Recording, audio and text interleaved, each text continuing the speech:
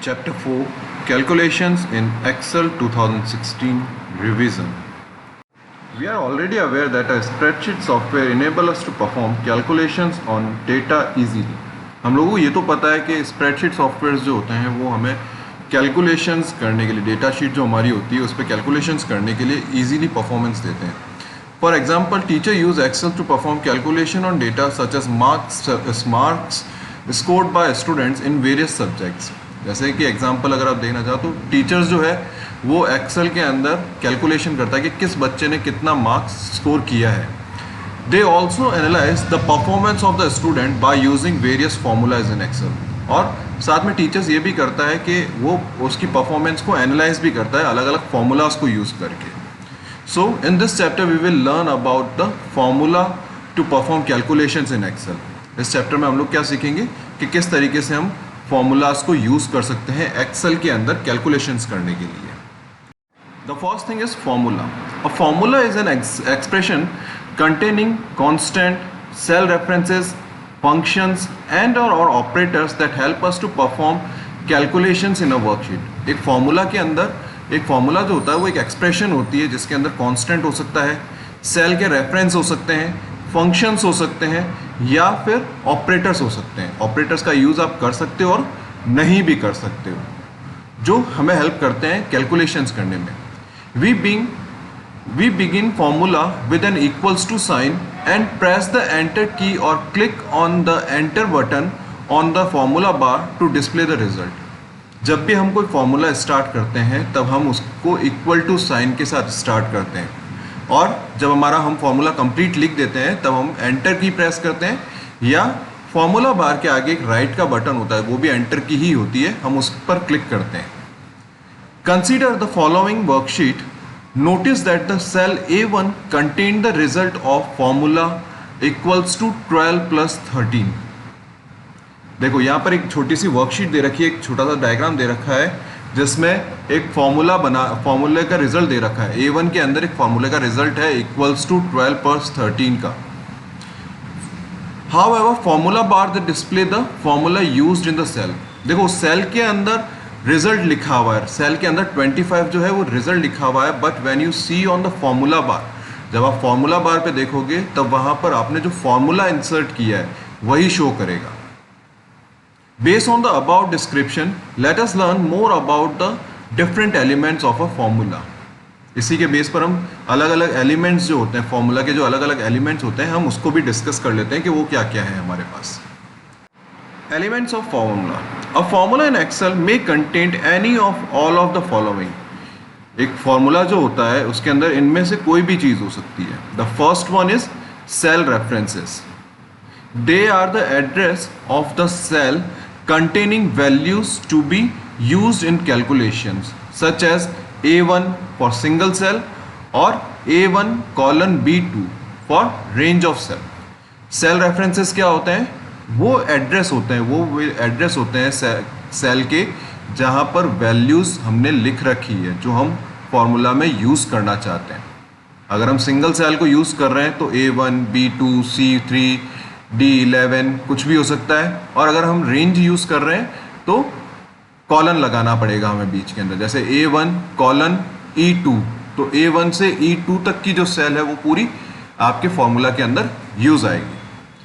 Second thing, operators. They specify the type of operation to be performed such as addition, subtraction और multiplication. Operators क्या होते हैं? वो चीज़ होती है जो हम कैलकुलेशंस करने के लिए यूज़ करते हैं कि हमारा कैलकुलेशन है क्या, हम एडिशन कर रहे हैं, हम सब्ट्रैक्शन कर रहे हैं, हम मल्टीप्लिकेशन कर रहे हैं या हम डिवीजन कर रहे हैं. Constants. They are the number or text value that can be used directly in a formula such as 12 or Joseph etcetera. Constants वो होते हैं, वो नंबर्स या टेक्स्ट वैल्यू होती है हम जो डायरेक्टली यूज़ करते हैं. कोई अगर हम डायरेक्टली नंबर लिख रहे हैं या हम कोई डायरेक्टली नेम लिख रहे हैं या कोई और वैल्यू लिख रहे हैं हम, तो वो कांस्टेंट कहलाती है. Functions. They are build in formula in Excel. Functions जो होते हैं वो बिल्ड इन फॉर्मूलाज होता है एक्सेल्स के अंदर. Functions would be explain letter in this chapter. Functions जो है वो इस चैप्टर के अंदर बाद में एक्सप्लेन किया जाएगा, बट फंक्शंस जो होते हैं वो बिल्ट इन फॉर्मूलाज होते हैं. जैसे इसके अंदर देखो एक एग्जांपल दे रखा है इक्वल्स टू A1 माइनस 3। तो A1 एक सेल रेफरेंस है, माइनस एक ऑपरेटर है और 3 एक कांस्टेंट है। ऐसे ही कुछ और एग्जांपल्स दे रखे हैं, जिसमें इसमें सबसे लास्ट जो एग्जांपल दे रखा है सम bracket A1 colon A7। This is the example of function. ये एग्जांपल किसका है? फंक्शन का एग्जांपल है। उससे पहले वाला, सबसे पहले वाला एग्जांपल कांस्टेंट का है और सेकंड वाला एग्जांपल सेल रेफरेंसेस का है। Cell references, as discussed earlier, cell references are the address of the cell that contain value to be used for calculation। जैसे कि मैंने आपको पहले भी बताया था कि सेल रेफरेंसेस वो चीज़ होती है, वो एड्रेस होता है जिसके अंदर हमारी वैल्यू होती है, जिसे हम फॉर्मूलाज के अंदर यूज़ कर सकें, जिसे हम कैलकुलेशंस के अंदर यूज़ कर सकें। यहाँ पर एक टेबल बना रखी है कि रेफर क्या कर रहा है और उसका सेल रेफरेंस क्या होगा। जैसे cell in column A and row 10, तो उसका सेल रेफरेंस क्या हो जाएगा? A10। अगर हमें रेंज सेलेक्ट करनी है, range of cells from cell A1 to A10, तो A1 कॉलन A10। इसी तरह B12 से D12 तक सेलेक्ट करना है तो B12 कॉलन D12। रेंज अगर सेलेक्ट करनी है नॉन कंटिन्यूस हो तो उसके अकॉर्डिंग हम बीच में कॉमा भी लगा सकते हैं। So these are the different cell references which is available in calculations. The next one is operators. Operators are special symbols used for specifying the type of operation to be performed. Operators जो होते हैं वो एक special symbols होते हैं जिससे आप use कर सकते हो ताकि आप किस तरह का ऑपरेशन परफॉर्म कर रहे हो वो दिखा सको। There are different type of operators in Excel. हमारे पास में अलग अलग तरह के ऑपरेटर्स हैं एक्सेल के अंदर। So let us discuss the use of arithmetic operators. हमारे पास में अर्थमेटिक ऑपरेटर्स होते हैं जिसमें plus, minus, division, subtraction, division, multiplication and exponential है, और टेक्स्ट ऑपरेटर है हमारे पास में and. So let's see how we can use all of these. Arithmetic operators. As the name suggests, these operators help us to perform mathematical calculations. Arithmetic operators का जैसे नाम बता रहा है कि ये mathematical calculations करने के लिए यूज आती है। The description of some of the basic operators used for performing calculation is given in the following table. यहाँ पर एक टेबल बना रखी है जिसके अंदर बेसिक ऑपरेटर्स जो होते हैं उनका किस तरीके से कैलकुलेशन होता है वो दिखा रखा है। सबसे पहला ऑपरेटर है प्लस, एडिंग टू नंबर्स के लिए।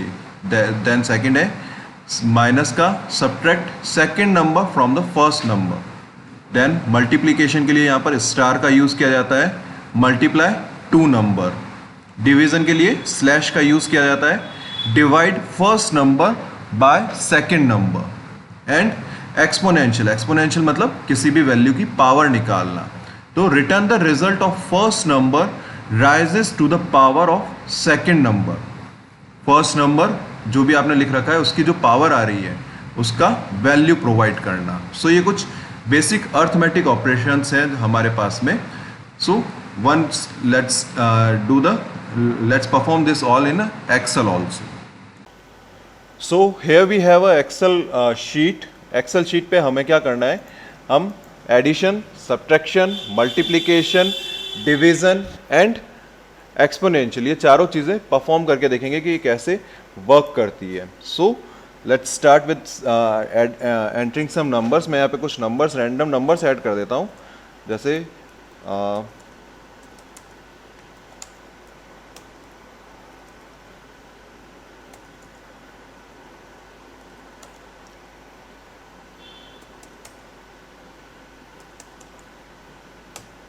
Okay, so I am writing here some numbers. First वाले में हम एडिशन का करेंगे, जो हमारा सबसे पहला है मैं आगे लिख देता हूँ।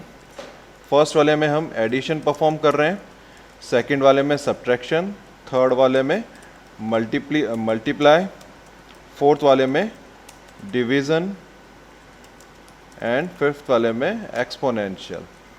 ओके, तो यहाँ पर हम करते हैं 56 और 55 को हमें प्लस करना है। हम सेल रेफरेंसेस यूज करेंगे। We are using the cell references. Cell references means 56 कौन से सेल के अंदर है?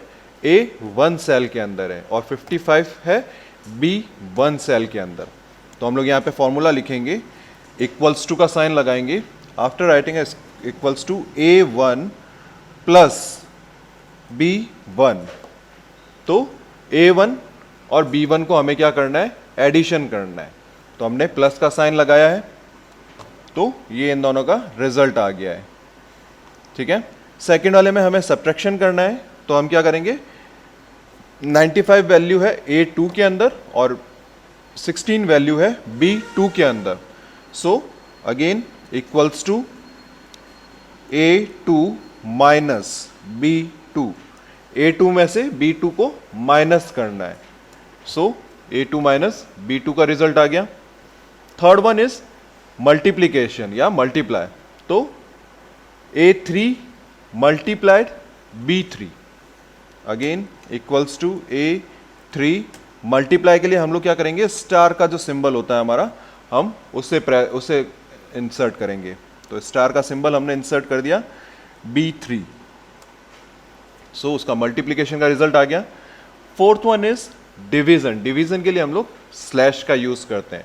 45 डिवाइडेड बाय 25, तो हम equals to A4 divide by B4, तो उसका रिजल्ट आ जाएगा। एक्सपोनेंशियल मतलब पावर लगाना है, तो पावर के लिए एक्सपोनेंशियल वैल्यू होती है, नंबर्स जो लिखे हुए ऊपर, नंबर कीज जो है 6, उसके ऊपर उसका सिंबल बना हुआ है, तो हम इक्वल्स टू का साइन लगाएंगे।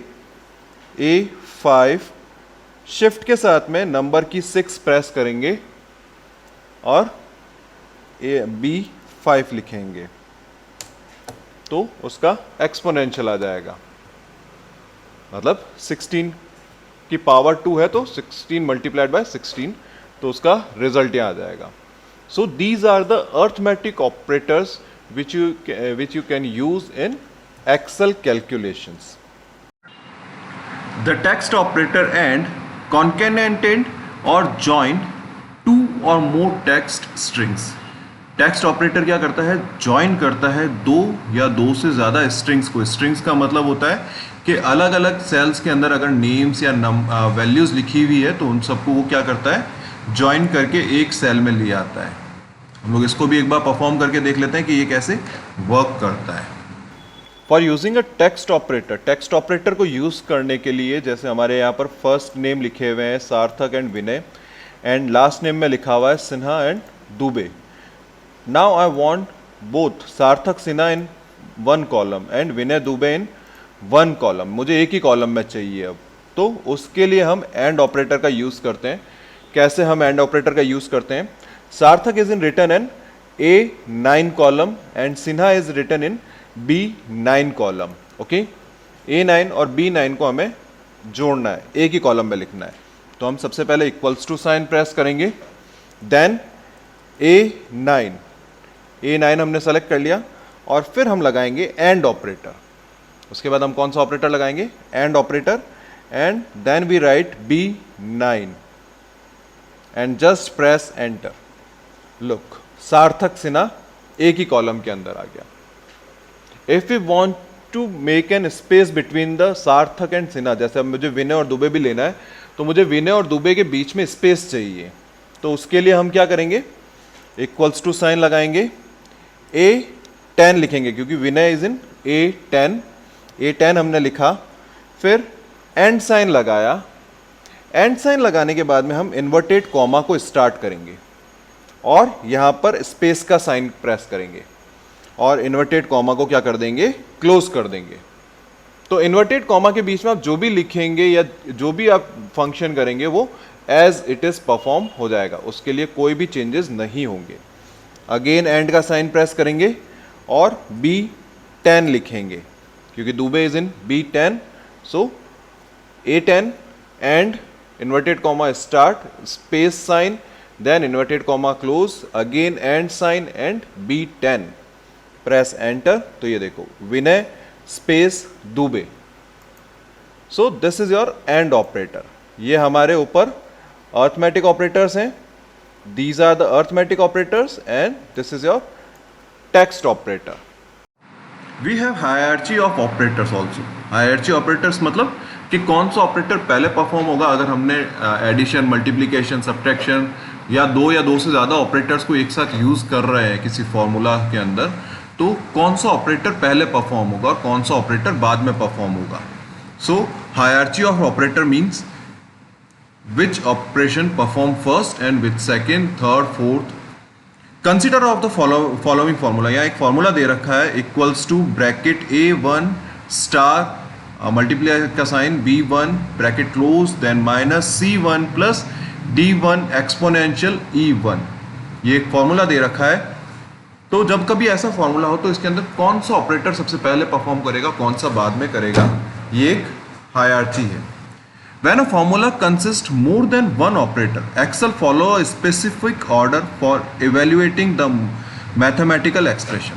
अगर एक या एक से ज़्यादा ऑपरेटर्स दे रखे हैं तो एक्सेल जो है वो एक इवेल्युएशन के लिए एक स्पेसिफिक ऑर्डर परफॉर्म करता है. ऑर्डर क्या है वो टेबल के अंदर दे रखा है. The first is bracket. सबसे पहले ब्रैकेट सॉल्व होते हैं. ब्रैकेट के अंदर जो भी वैल्यू लिखी हुई होगी वो सबसे पहले सॉल्व होगी. देन एक्सपोनेंशियल का साइन सॉल्व होगा.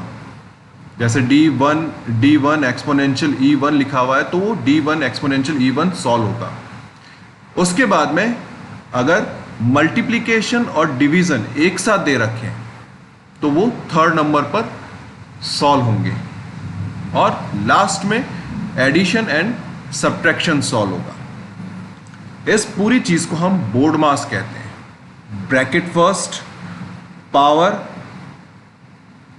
ओ का मतलब है पावर या स्क्वायर रूट, DM मतलब division and multiplication and AS मतलब addition and subtraction. BODMAS BODMAS formula जिसको हम कहते हैं वो होता है ब्रैकेट. O का मतलब पावर, DM मतलब डिवीजन, मल्टीप्लिकेशन, AS मतलब एडिशन एंड सब्ट्रैक्शन. तो this is a hierarchy of operators. The AutoSum feature help us to calculate the sum of data arranged in continuous row or column quickly. AutoSum feature जो होता है वो help करता है calculate करने के लिए एडिशन, सम जो होता है उसका एडिशन जो होता है उसको कैलकुलेट करने के लिए कॉन्टिन्यूसली अगर रो और कॉलम में लिखा हुआ है तो. When we click AutoSum, Excel highlights the range of data and enter a formula that use the sum function automatically to add up the numbers. जब भी हम ऑटोसम पर क्लिक करते हैं तो वो क्या करता है उस रेंज को सेलेक्ट कर लेता है. जो कंटिन्यूसली में लिखी हुई होती है ना उस रेंज को वो सेलेक्ट कर लेता है और फॉर्मूला एंटर खुद ही कर देता है. सम फंक्शन के साथ में वो फॉर्मूला एंटर करता है and when we press it enter key it provide the result. अगर हम उस रेंज से सेटिस्फाइड है कि हाँ जो रेंज उसने सेलेक्ट की है वो सही है तो हमें जस्ट एंटर की प्रेस करनी होती है. When using AutoSum for calculation, select the next available blank cell towards the right if adding row wise or next available blank cell immediately below the number if adding column wise. जब भी हम AutoSum को use कर रहे होते हैं तब इस चीज़ का ध्यान रखना चाहिए कि अगर आप रो वाइज सेलेक्ट कर रहे हैं तो जो जस्ट नेक्स्ट राइट साइड में सेल है, जैसे ही नंबर सेंड हुए उसके जस्ट राइट साइड में जो नेक्स्ट सेल है वहाँ पर आप ऑटोसम को यूज़ करें. और अगर आप कॉलम वाइज यूज़ कर रहे हैं तो just available next blank cell, उसके जस्ट नेक्स्ट जो ब्लैंक सेल होती है उसको यूज़ करना चाहिए. ठीक है. So how we can use autosum, let's check. So I am having this Excel sheet. मैंने ये एक एक्सेल शीट बना रखी है जिसमें total strength of class 6th हमें पता करना है. ठीक है, हमें एडिशन करना है. स्ट्रेंथ क्लास 6th की पता करनी है. जैसे यहाँ पर सेक्शंस दे रखे हैं A, B, C, D और E और इसमें गर्ल्स की वैल्यूज़ दे रखी है और बॉयज़ की वैल्यूज़ दे रखी है. ओके, हमें स्ट्रेंथ सेक्शन वाइज भी निकालनी है और यहाँ पर स्ट्रेंथ जेंडर वाइज भी निकालनी है. ठीक है, तो हमें यहाँ पर ऑटोसम फार्मूलाज को यूज़ करना है. In Excel autosum formula is available at 2 places. Autosum का जो फार्मूला होता है वो 2 जगहों पर होता है. First under the home tab. Home tab जो है हमारी, under this home tab editing group. Home tab में जो एडिटिंग ग्रुप है, in this editing group we have a autosum formula. Okay, जैसे मुझे सेक्शन ए का निकालना है कि सेक्शन ए में टोटल स्ट्रेंथ कितनी है बॉयज़ और गर्ल्स की मिला के। तो मैं यहाँ फर्स्ट वाले पे क्लिक करूँगा और होम टैब के अंडर में जो एडिटिंग ग्रुप है, एडिटिंग ग्रुप में ऑटो सम पर हम क्लिक करेंगे। Look, automatically provide a formula, इसने यहाँ पर पूरा फॉर्मूला ऑटोमेटिकली लिख दिया और उस रेंज को सेलेक्ट कर लिया। 21 और 19 को इसने क्या किया, सेलेक्ट किया और सम वाला फॉर्मूला लिख के हमें बोला कि क्या ये रेंज मैंने जो सेलेक्ट की है वो सही है। इफ़ इट इज़ ओके, अगर ये रेंज सही है तो just press enter. Look, the result is here. Second autosum feature कहाँ पर अवेलेबल होता है हमारा? सेकंड ऑटोसम फीचर हमारा अवेलेबल होता है अंडर द फॉर्मूलाज टैब। ये जो हमारा फॉर्मूलाज टैब है, under this formulas tab we have a autosum feature. Functions library के अंदर ऑटोसम का फीचर है। Just click on this autosum feature. Look, इसने भी ऑटोमेटिकली सेलेक्ट किया और उस रेंज को शो कर दिया हमें। Just press enter and now you can fill this drag handle. आप इसको ड्रैग हैंडल से फिल कर सकते हो। तो यहाँ पर सभी का स्ट्रेंथ आ गया कि ए के अंदर 40 है, बी के अंदर 39, सी के 42, डी में 40 और ई में 43 की स्ट्रेंथ है। ये तो हुआ row wise. If I want to take in column wise में मुझे निकालना, जैसे गर्ल्स की स्ट्रेंथ निकालनी है मुझे, तो just next available blank cell पर मैंने क्लिक किया और ऑटो सम पर क्लिक किया। तो ये देखो B3 से B7 तक सेलेक्ट हो गया। नाउ जस्ट प्रेस एंटर, तो ये टोटल गर्ल्स की स्ट्रेंथ हो गई। सेम मुझे बॉयज़ की निकालनी है, तो नेक्स्ट बॉयज़ के अवेलेबल सेल पर क्लिक किया, ऑटो सम पर क्लिक किया। लुक, इसने मुझे पूरी रेंज दे दी C3 से C7 तक की एंड जस्ट प्रेस एंटर। तो ये बॉयज़ की स्ट्रेंथ हो गई। So this is how you can use a AutoSum feature in Excel. Functions. As discussed earlier, functions are predefined formula that can be used directly to perform calculations in Excel. All functions must begin with an equal to sign. जैसे कि पहले बताया था कि functions जो है वो predefined formulas होते हैं Excel के अंदर जो directly calculations को perform करते हैं और सारे functions जो होते हैं वो equal to sign से ही start होंगे। स्ट्रक्चर ऑफ फंक्शन, फंक्शन का एक स्ट्रक्चर होता है। क्या होता है? A function in Excel has two part. Function के दो पार्ट्स होते हैं। First, function name. पहली चीज़ तो होती है फंक्शन का name. It is the name of a function for specifying the type of operation to be perform on values. Function का नेम जो होता है वो स्पेसिफाई करता है कि कौन सा ऑपरेशन परफॉर्म करना है उस वैल्यू पर। सेकेंड होता है arguments. The cell references or values passed to the function to be used for calculation are called argument. Arguments वो चीज़ होते हैं जो वैल्यू हम फंक्शन के अंदर यूज़ करते हैं जिनके ऊपर हमें कैलकुलेशंस करनी होती है। The arguments are always written between the opening and closing parentheses as shown below. Arguments जो होते हैं वो हमेशा ओपनिंग और क्लोजिंग पैरेंथेसिस जो ब्रैकेट होता है उसके बीच में लिखे जाते हैं। तो यहाँ पर एक एग्जाम्पल दे रखा है, इक्वल टू का साइन, देन सम लिखा हुआ है, ये एक फंक्शन का नेम है, फिर ब्रैकेट के बीच में आर्ग्यूमेंट लिखा हुआ है A1 से A5। Commonly used function in Excel. Some of the commonly used function is Excel. यहाँ पर एक लिस्ट दे रखी है जिसमें कुछ कॉमन फंक्शंस जो एक्सेल में यूज्ड होते हैं उनका दे रखा है। The result are on the basis of sample data given in the adjoint worksheet. इसके साथ में जो एडजॉइंट वर्कशीट दे रखी है उसके अकॉर्डिंग इनका एक सैम्पल रिजल्ट दे रखा है। जैसे फंक्शन का नेम है sum, add all the numbers in the range of cell. Sum क्या करता है? रेंज ऑफ सेल के नंबर्स को ऐड करता है। Average, return the average arithmetic mean of all the number in a range of cell. ये क्या करता है? एवरेज रिटर्न करता है। एवरेज का मतलब होता है जो रेंज आपने दे रखी है उसका एवरेज क्या है। Count, return the number of cell counting the numeric entries. Count ये काउंट करता है कि आपने जो डेटा शीट के अंदर वैल्यूज़ लिख रखी है उसमें न्यूमेरिक वैल्यूज़ किस में है। अगर किसी में टेक्स्ट लिख रखा है तो उसको वो काउंट नहीं करेगा, सिर्फ न्यूमेरिक वैल्यूज़ को वो क्या करेगा? काउंट करेगा।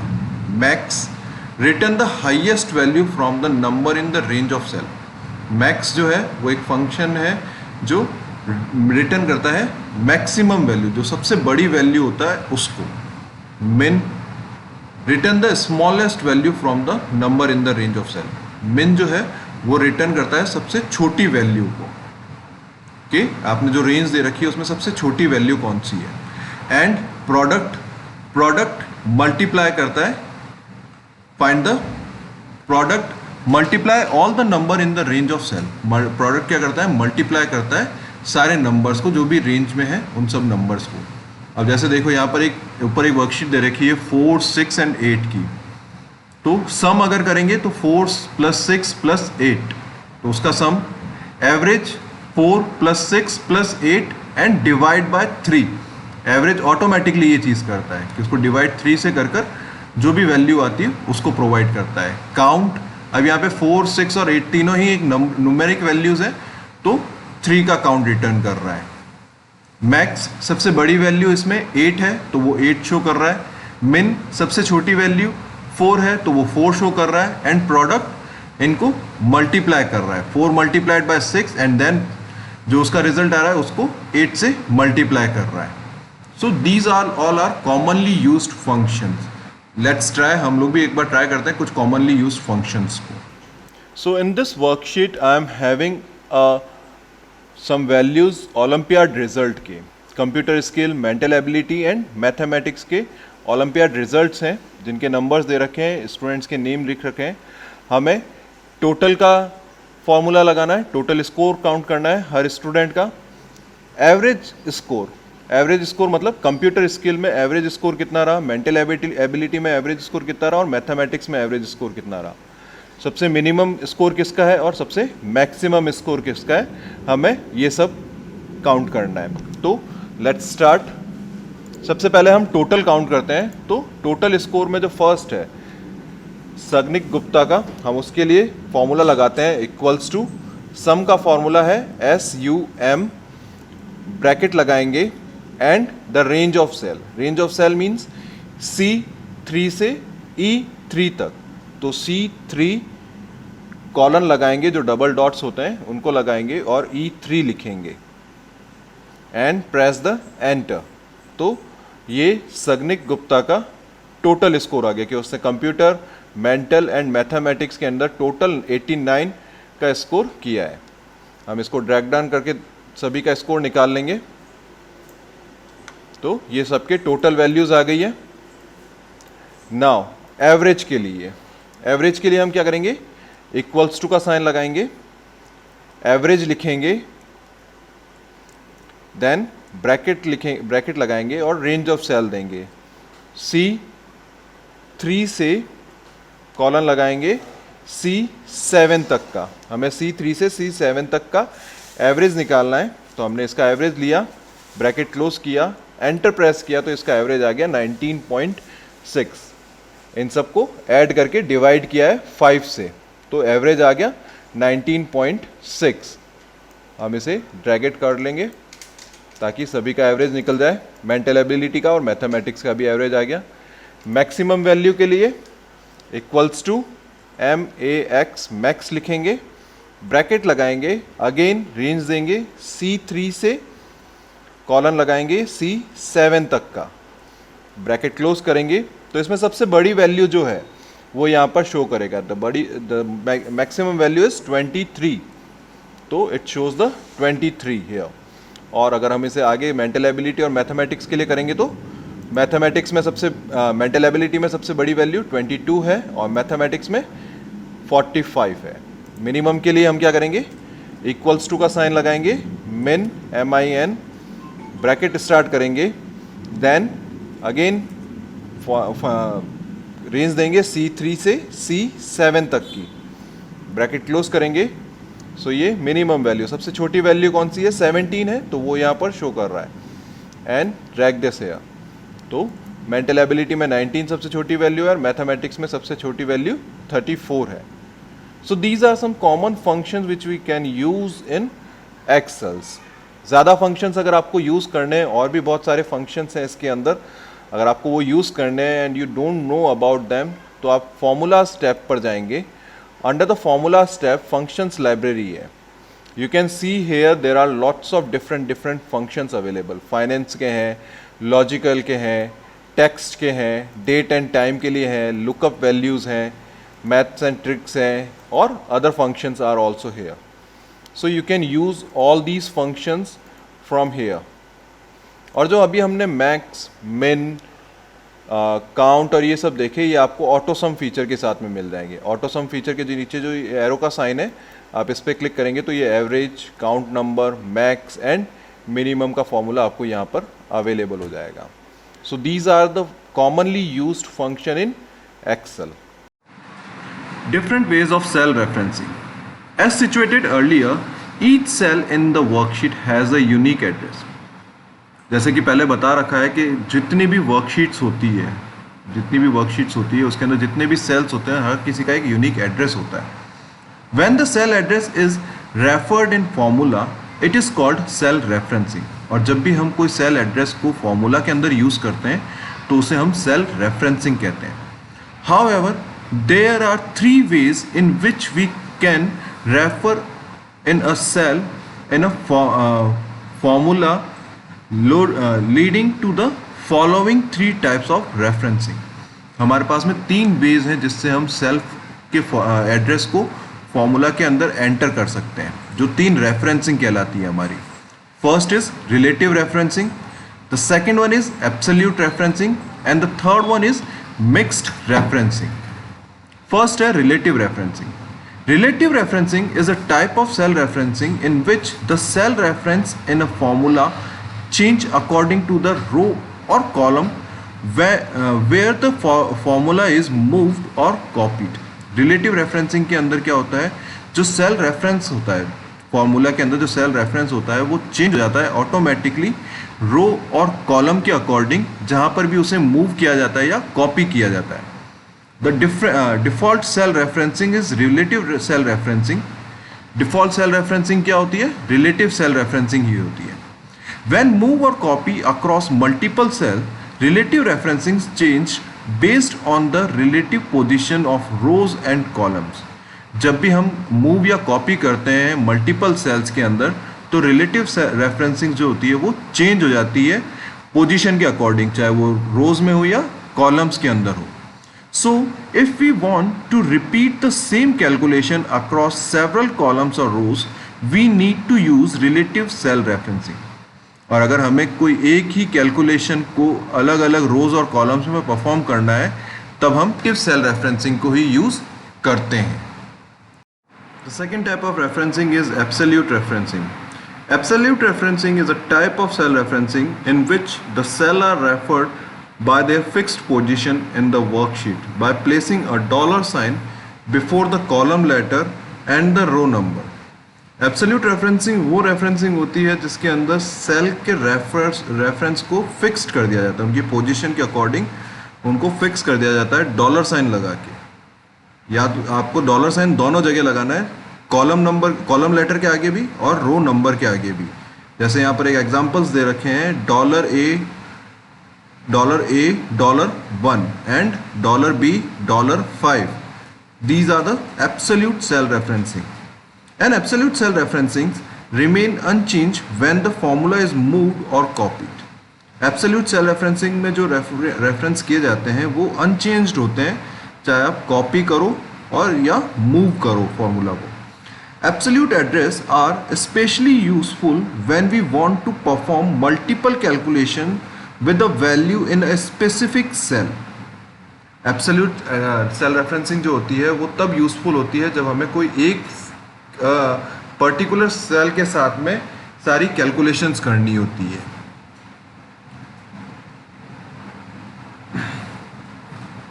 Absolute address are especially useful when we need to copy a formula to other cell without changing a reference. जब हमें किसी और जगह पर हमारे फॉर्मूला को कॉपी करना होता है but we don't want to change the address, हम एड्रेस को चेंज नहीं करना चाहते, at that time we use a absolute cell referencing. The last type of referencing is mixed referencing. Mixed referencing is a type of cell referencing which uses combination of relative and absolute referencing.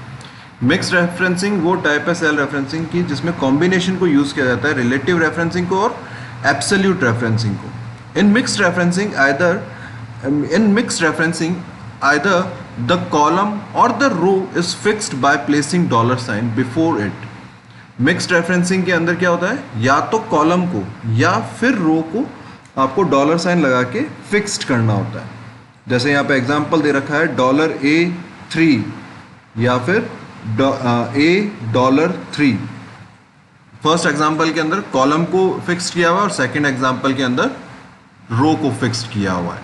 So 3 types of referencing we have: relative referencing, absolute referencing and mixed referencing. So as we all know about the relative cell referencing, तो हम लोग क्योंकि हम लोग जितने भी formulas use कर रहे हैं हम लोगों ने उसमें सब में रिलेटिव सेल रेफरेंसिंग ही यूज़ किया है. So here we talk about the absolute cell referencing and mixed cell referencing. यहाँ पर मैंने 2 टेबल्स बनाई है. This one the first table for absolute cell referencing and here we have a second table for mixed cell referencing. Okay, यहाँ पर हमने दो tables बनाई है. First we talk about the first table, absolute cell referencing. In this table we have some products. हमारे पास में कुछ products हैं, register, gel pen and pencil pack, and इन सब की प्राइजेस है 60, 20 एंड 30 रुपीज़. एंटायर ईयर इन सब पर 5 रुपये का डिस्काउंट देना है हमें. Entire year we need to give a 5 rupees discount. तो यहाँ पर हम एब्सोल्यूट सेल रेफरेंसिंग का यूज़ करेंगे where the discount price is not changed, जहाँ पे डिस्काउंट प्राइस चेंज नहीं हो रहा है. तो हम यहाँ पे फॉर्मूला लगाएंगे इक्वल्स टू B4 मतलब जो रजिस्टर की प्राइस है 60 रुपीज़ जहाँ पर वैल्यू आ रहा है, तो हम B4 वहाँ पे लगाएंगे. इसमें से हम माइनस करेंगे एंटायर ईयर का जो डिस्काउंट है. डिस्काउंट कितना है? डिस्काउंट है E2 के अंदर जो 5 रुपीज़ है. तो हम इसको एब्सोल्यूट कर देंगे. हम इसके लिए क्या करेंगे, $5 को यूज़ करेंगे, सॉरी $2 को यूज़ करेंगे. ओके, एंटर प्रेस करेंगे तो डिस्काउंटेड प्राइस यहाँ पर आ जाएगा. Now just drop down this one. तो सबका प्राइस आ गया, बट सब में देखो $2 is same. Absolute cell reference mix, यहाँ पर भी रिलेटिव चेंज हो रहा है. देखो B4, फिर B5, B6, but the absolute cell referencing $2 is not changed. So this kind of cell referencing is known as absolute cell referencing. The second type is mixed referencing. Mixed referencing के लिए भी यहाँ पर एक table बना रखी है मैंने. In this table also we have some products, register, gel pen and pencil pack, जिनकी एक्चुअल प्राइस है 60, 20 and 30 rupees.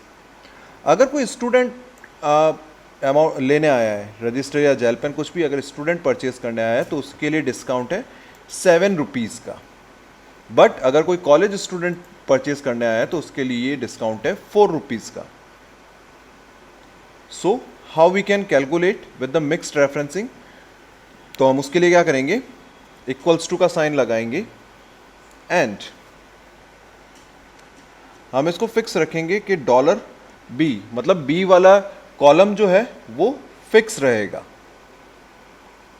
Okay, and sorry not B2, B11 जहाँ पर हमारा प्राइस है, तो हमने B11 ले लिया. Column is fixed but row is not fixed.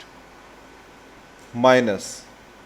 अब यहाँ पर हमें स्कूल स्टूडेंट और कॉलेज स्टूडेंट दोनों के लिए चेक करना है, तो हम यहाँ पर कॉलम को फिक्स नहीं करेंगे, रो को फिक्स करेंगे. तो उसके लिए हम क्या करेंगे, F के अंदर है तो हम F लिख देंगे एंड देन डॉलर साइन लगा के, और स्कूल स्टूडेंट के प्राइस है F10 के अंदर, तो हमने 10 लिख दिया एंड प्रेस एंटर. तो ये तो स्कूल स्टूडेंट के लिए आ गया. Now drag this one in college student.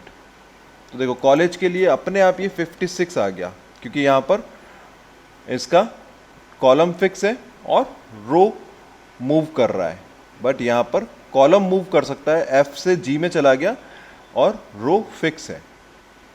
Now just drag it down.